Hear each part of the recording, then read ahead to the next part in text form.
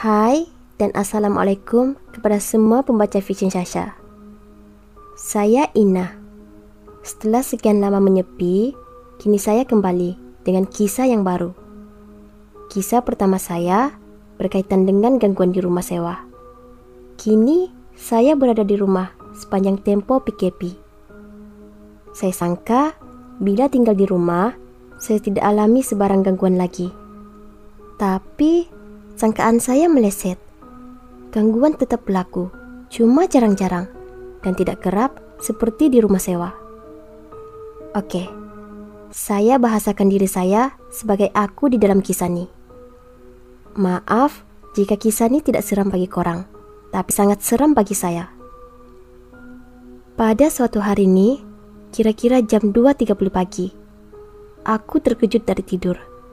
Dan aku terasa ingin membuang air kecil. Aku dengar bunyi air dibuka di dalam bilik air. Bilik air itu berada di sebelah bilik tidur aku. Dan masa itu, aku rasa ibu aku sedang berwudu. Sebab, sudah jadi kebiasaannya, ibu aku akan bangun di tengah malam untuk dirikan sholat sunat tahajud.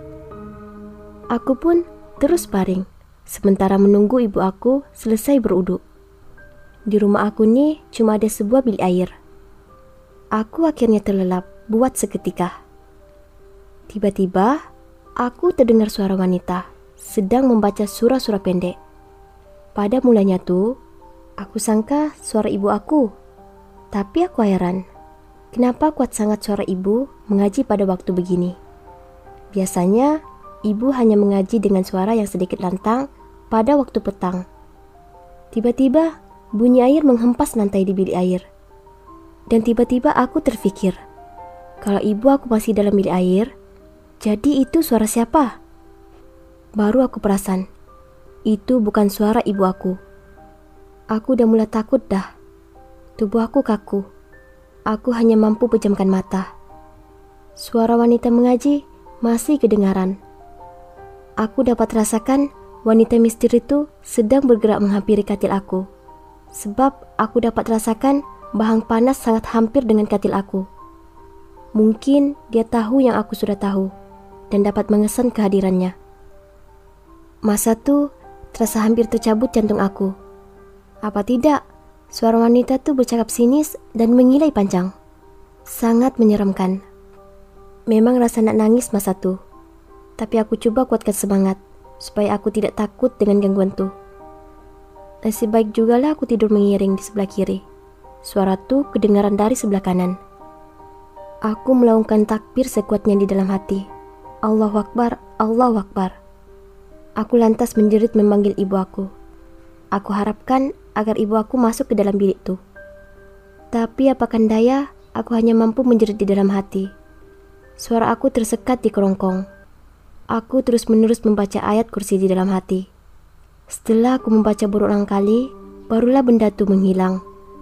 Bahang panas yang aku rasakan tadi semakin hilang. Setelah beberapa menit, gangguan tersebut berhenti. Barulah ibu aku masuk ke dalam bilik itu untuk dirikan sholat sunat tahajud.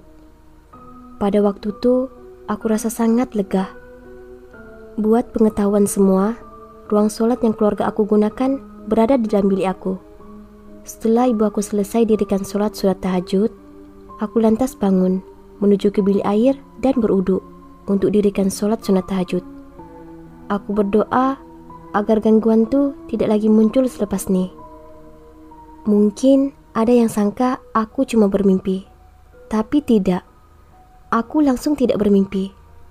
Aku dapat mendengar suara wanita mengaji sangat jelas, dan suara itu merupakan suara yang nyata, bukan suara seperti dalam mimpi.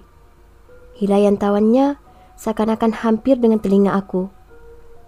Terpulang kepada korang mau percaya atau tidak, tapi gangguan ini memang betul-betul terjadi pada diri aku sendiri. Itu saja cerita aku. Terima kasih kepada yang mendengar. Sekian.